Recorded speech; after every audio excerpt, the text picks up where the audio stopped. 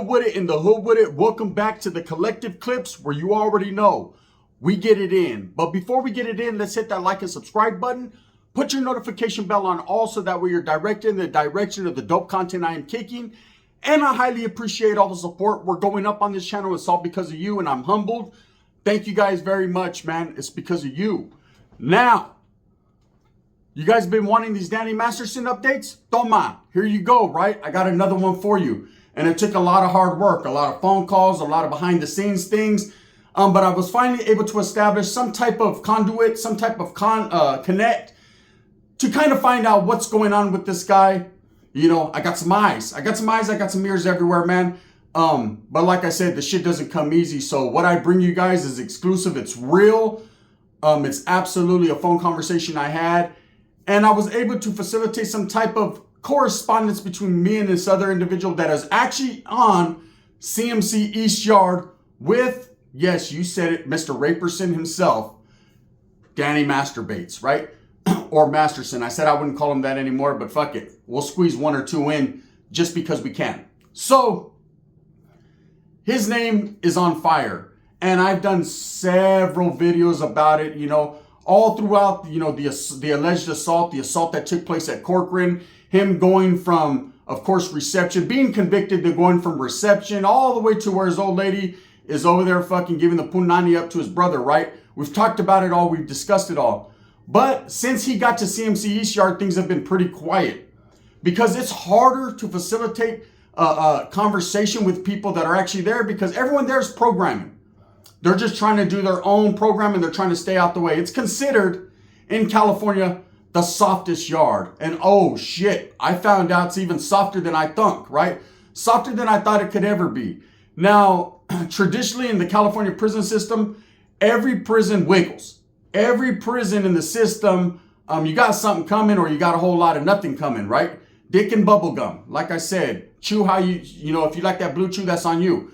So with Danny Masterson, it seems like because of everything that's going on with him and because of the notoriety of his case, you know, the administration decided to place him in the softest area they could. This is what we consider a soft shoe chrono in prison. Now, let me explain what soft shoe chrono means. Anytime that you have anything that's going on with you within the CDCR, which is the California Department of Corrections and Rehabilitations, how they rehabilitate you, I don't know, right? They get some big old dude to clap your cheeks. There, he's rehabilitated, brother. Next, right?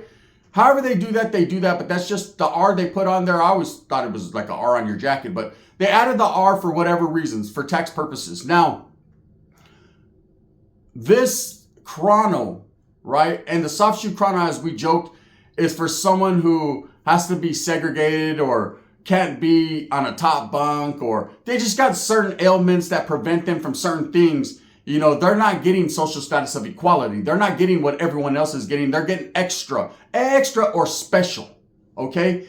And we always joked around when we were in prisons and called it a soft shoe chrono. We do it amongst the homies. Hey, bro, damn, bro, why they gave you New Balances? You must have a soft shoe chrono, huh?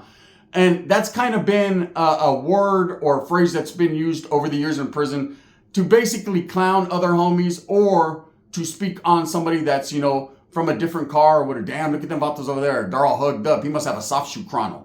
You know, damn, he went in the cell with him. By the time he comes out, he's either going to have a soft asshole chrono or a soft shoe chrono. Okay, Danny Masterson has a soft shoe chrono. What they do in the CDCR is they place chronos in your C file that basically tell the prisons that you're going to what you're capable of and, you know, and able to do. You know, whether you're single man celled or you can't have cellies because you've killed them in the past, which a lot of people have, especially lifers, guys that were on level 4 yards, that just didn't want to have a cellie anymore and decided that any cellie that they were going to get in, they were just going to take them out. Fuck it. What's a couple extra more years and a little bus ride downtown to the county jail to see some chicks? Period. So they'll place these chronos in your file, and that's just to let the other prisoners know. So Danny Masterson definitely, and I mean definitely, has a soft shoe chrono. From what I'm being told, what I'm being told about the turd, right, is that he gets to CMC East Yard, and of course, automatically they placed him in a single man cell. Now, I was unaware of CMC East. I've never been there, never been to CMC period. I know that CMC West is closing down soon or has been closed down. But CMC East facility, which is a whole different yard or considered a different prison, is going to stay open. It's because it houses some of the softest individuals in the state of California. Now, I told you guys about the PHU, the Protective Housing Unit, which is the softest of the softest, right? And I ultimately think Danny Masterson will end up there eventually one of these days. But until then, he's going to function on this East Yard. And I'm going to tell you right now, he's functioning quite well. From what the homie told me, right? And I say the homie, but it's a homie's homie, right? It's not really my homie. But I appreciate, the respect and the conversation. This guy is on the softest yard in America. Okay, he was placed in a single man cell upon his arrival. Of course, they monitored him for the few days that he was in there. And he is now taking a cellie. That's a fact, 100%. He now has a cellie.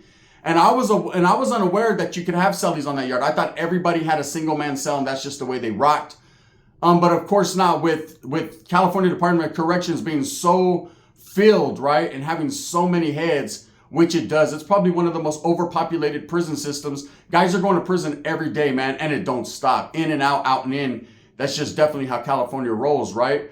And it could be due to the lawmakers or due to the laws or just a lot of fuck-ups, right? Everyone in California got a little bit of thug in them. So you have a lot of people going in prison. That means the prison system is overpopulated. So eventually I knew he was going to have to take a cellie. I just wasn't aware that he already had one. He does. According to this individual, which I could pretty much say, man, is spot on a lot of things that he says concerning that yard. He gave me some game, and that's why I'm going to give it to you exclusively. So he was placed in a single cell. Now he does have a cellie.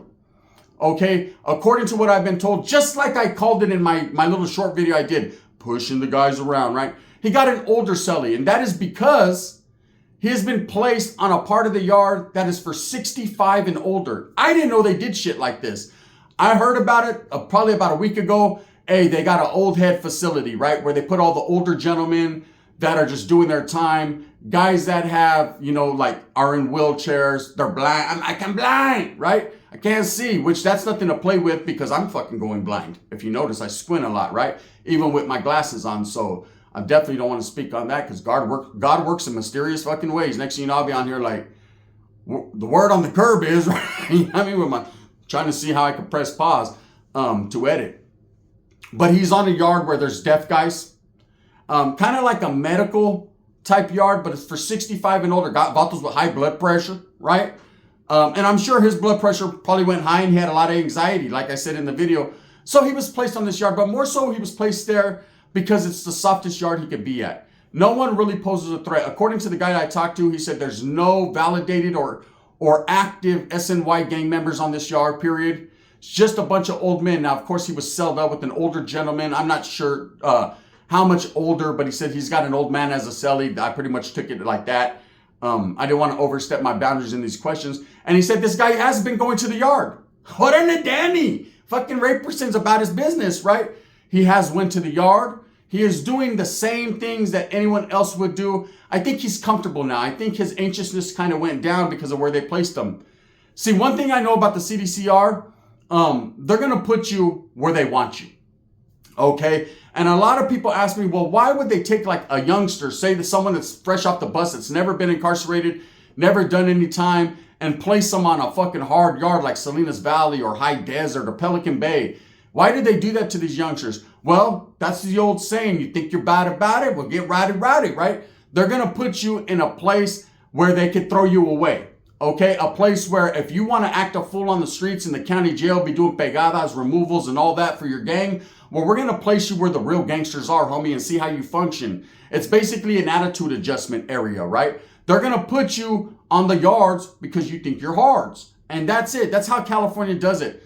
But really, when it's said and done, it all goes on a point system. And usually if you're young, you're rowdy, you got high points, you're probably in there for a murder or attempted, more than likely nowadays. They're not, I'm not going to say you're validated yet, but they kind of have their suspicions. Well, they're going to place you where those of like-mindedness and those that are on the same page are and see how you act. Okay, if you're able to go there, kind of blend in, get your points dropped, eventually you might, after several years, get transitioned. No, he's not going to cut his beep off. He'll get transitioned into a level 3 yard, which is a little bit softer, a little bit easier. I wouldn't say softer. That's not the right wording to use because level 3s are just as fucking crazy as level 4s, just a different makeup. But there's crazy motherfuckers from everywhere, right? But that's just usually how it goes. So, because somebody asked me, it was like, well, why would they do that to youngsters? Why would they just corrupt them from the gate? You know, guys that ain't even doing a lot of time. And like I said, man, it doesn't matter how much time you're doing. I've seen a guy with 1 or 2 days turn it into 25 years. It just depends on where your attitude is, what yard you're placed at, what's going on that particular yard on that particular day. Because you can get to a level 4 yard that are straight on lockdown. Say you got 18, 19, 20 months to go, and you're on lockdown the whole time. You're doing nothing but eating bologna sandwiches and sopas and telling war stories with your celly. And then those are the type of individuals that get out after a long lockdown situation and tell everyone, man, I just got out the bay, homie. We were doing it. You weren't doing shit. You were in that motherfucker fishing all day and chilling with your cellies, you know what I mean? Telling old school war stories about fucking fat bitches. You weren't really doing nothing. Calm down, right, killer? The ones that get out are like, yeah, homie, that shit was off the hook, bro. I ain't trying to go back there. Yeah, he was there. He done that. He knows what time it is. So that's a clue for anyone that's ever getting out of a level 4 or level 3 yard. You know, if you're one of your homies gets out and he's telling all these war stories, fool, it was all good. But nah, I call Bud check. You're lying, bro. You guys were on lockdown. Let me call. CDCR, were they on lockdown from 94 to 96? Oh, they were they? Puto. Right? Straight up lying. I had a homeboy that used to do that. Hey, bro, I was cracking in Tracy. And then when I get to Tracy several months later for a violation, they were like, yeah, we just got off lockdown, bro. We were on lockdown for the last year. That motherfucker firing shit up. He's out there getting bitches. You don't understand. I was throwing people off the tier. Like, come on, stop it, bro. You know what I mean? Let that shit go. Anyways, back to Danny Raperson. So he does have a celly now. He has been going to the yard, grabbing that sack lunch. And this yard he is at is 65 and older. Now, why would they place someone as young as him in that yard? For protection, for protective purposes. That's about as PC can get. Okay, when you're placed on them type of yards, and I don't understand, right? But they know what they're doing. You know, I guess the word on the curb is, and what got to the CDC was that he was in imminent danger. Okay, the word imminent danger means it's going to happen fast. We've seen what happened on Corcoran, or heard what happened on Corcoran with the Brothers by Choice trying to snatch his fucking wig off, right? They try to get to him, try to take his toupee off the top of his head. But of course, they weren't able to facilitate that move like they wanted to, I'm sure. And with that one move right there, that only put it in concrete and etched it in stone that this guy's life was in danger. And it's not only because of that weird ass R on his jacket, which that's always going to taint his resume, right? But more so, it's just because of who he is and all the words being spoken. And Vatos are like I said, I think myself and every content creator, whether it be JD Delay, Dubs, Jumpsuit Pablo, any of these content creators, we all said the same thing. He is considered a trophy. Okay? In prison, a trophy will be sought after, and it could be so much, it could be a dude that does, usually the people that do it are someone you didn't even expect. Some old ass man with funny ass glasses that came out of left field with a big ass spike and put it through his neck. Damn, what'd you do that for? Well, damn, I like trophies too, right? And that's just how it is. When someone's considered a trophy, it's only a matter of time before they get got on the yard. They usually don't last too long. And we've seen Danny Masterson didn't even hit the yard and they tried to get at him. CDC knows this, so that's why they moved him, right? So he's doing well. For those that are on his side, in his camp, on his team, and there's a lot, it kind of shocks me, right? He's innocent. They didn't have enough evidence. They had enough evidence to convict his ass. Those are going to be his fans, his cheerleaders, whatever, right? They've decided to stay in his corner like a Dells song, and that's cool, right? The mighty, mighty Dells. They're going to go over there, and no matter what, and this is one thing I've learned about people, you can't change their mind. If they're going to rock with you, they're going to rock with you. If they don't, they don't. There's nothing you could tell them to flip them. Not quite a lot, right? Me, myself, the way I am is my ears are open. I give a lot of people respect, and I'm like, okay, cool, man. I'm not going to judge a book by its cover. You know, if somebody walks like all chueco and shit, right? He might be a good homeboy. We'll just call him Krabby Patty. And that's it. But usually, once you have that fucking weird case on your jacket, that orange jacket, any real convict with some merit, with some fucking seasoning to him, some paprika that's been seasoned and knows what's up, ain't fucking with you, bro. If anything, if you're on the same yard, you're probably going to get a knife in you. It's just what it is. So anyways, they did try to get him in Corcoran, and then he was moved to CMC East. But from what I heard, and this was a direct conversation from someone who's actually there, facts, right? That he does have a celly. He's just doing the same thing, functioning like anyone else. I think he's caught his rhythm. I think he's going to be okay, for his fans out there. I think he'll be just fine. I don't think any of these guys are capable or really want to hurt him. Now, of course, this yard he's at, you can't be a validated gang member. You can't have association with any of the SNY prison gangs. They're probably not, well, they're not sending youngsters over there, so they're not sending anyone easily influenced. So someone asked me, they're like, well, they send a sleeper over there. Let me explain first what a sleeper is. Okay, back in the early 70s, 80s, there was people that were dropping out of these big four prison gangs. Okay, they were going to these designated yards, whether it be on Chino, CMC East, whatever other prisons. Mule Creek wasn't around back then. They had certain yards that they would place what you would consider a degenerate or a dropout, a real righteous dropout from a big organization. And a lot of these guys were either telling on their own compadres, right? Or they were telling, giving the CDCR heads up, debriefing, right? And at the same time, it was impacting and affecting a lot of individuals that were still solid and righteous because they were catching, cases in time. And there was a lot of things they didn't want spoken on. So there was a thing called sleepers where, and it's never been proven, and I'm sure it happened a couple times, where these groups would actually have righteous, active homeboys play the role, okay? Not drop out, but play the role to get to these yards so they could do a pegada, so they could hit this dude, So nobody was safe anywhere, and that was prison back in the days. But somewhere over the years, man, word on the curb got out, and here's some knowledge you can't get in college. The CDCR said, fuck that. So they started to monitor that and watched who they put, and they made you go through an extensive debriefing process and these stages and steps to actually get out to these yards. Now, with the booming of the SNY that happened, I think it would be easier for people to catch up to people. But again, they kept these real righteous dropouts that knew a lot, right, apart and segregated from people. Now, when the SNYs exploded, there was a little bit of everything on them yards. And there was people that would get to the yards and would get off. Okay, even on 50-50 yards, right? This is how it went. So say I pulled up and I'm a righteous 50-50, meaning that I don't gangbang no more. I'm not functioning like that, but I'm hitting that yard. My paperwork will be checked, all that. The Norteños would come up to me that were there, and I still call them Norteños because they considered themselves that. They just weren't functioning under the big organization, right? But they would hit you up and they'd be like, hey, bro, are you active? Nah, Charlie, I'm not active. All right. And for 3 days, they'd monitor you. They'd be on you. They'd have a couple homeboys walking with you on the track. You never felt comfortable. They're just on you. And the reason why is if you try to take flight to get off the yard, which is what actives would do, you had 72 hours to fucking do your thing, right? They knew this. So they would monitor you for 72. After 72, they said, if he gets off, he's a JCAT. They actually had the righteous green light from the administration of the cops to beat you up. In some cases, if they felt sketchy and that you were there just trying to fucking see who was all there and get a target, they would just get off anyways. I seen so many times Vatos would get their little youngsters that didn't know better. They'd be like, are you active? And they were scared. So they'd say, yeah. They get rushed, smashed on. That fucking little active dude would get, or he wasn't even active. He just said it because he didn't know where he was at. He was scared. They'd take his ass to the hole. The other guys be there at chow time. Just how it was, right? But as far as like sleepers, perhaps there could be some. But where Danny Masterson's at, they're never going to get to him because, again, unless a sleeper is fucking 183 years old, they're not putting him on that soft-ass yard with Danny. He's on a yard with a whole bunch of old men. And I said it in my show, he's going to be pushing old men around to pill call. And that's just it. They put him in the spot that's going to be the safest place for him. So nothing, and I don't believe anything's going to happen to him as far as any of these non-active gangs getting at him. It's not going to happen, right?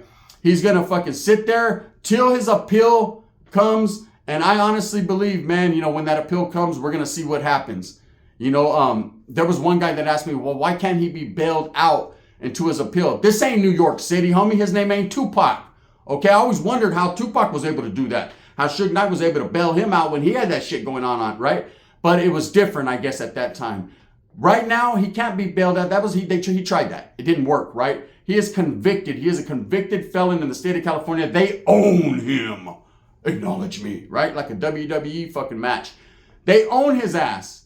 He's not going anywhere but to another facility and right there. Will he leave CMC East Yard? Another person asked me, no. So anyways, I got at this dude and he told me, yeah, bro, he has a cellie. He's going to fucking yard. Ain't no one doing nothing to him. No one's even looking his way. No one's even tripping off him. These guys are more worried about pill call and if their fucking blood pressure is going, right, rather than this guy. So I think he's safe for now.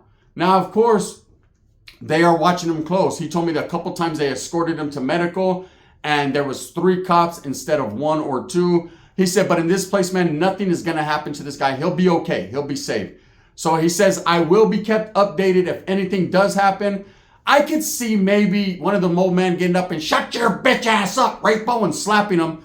But 9 times out of 10, most of those old men that are there on that yard are there for various other reasons, right? You better watch his culo before he's pushing some old man in a wheelchair and the old man's like, what's this?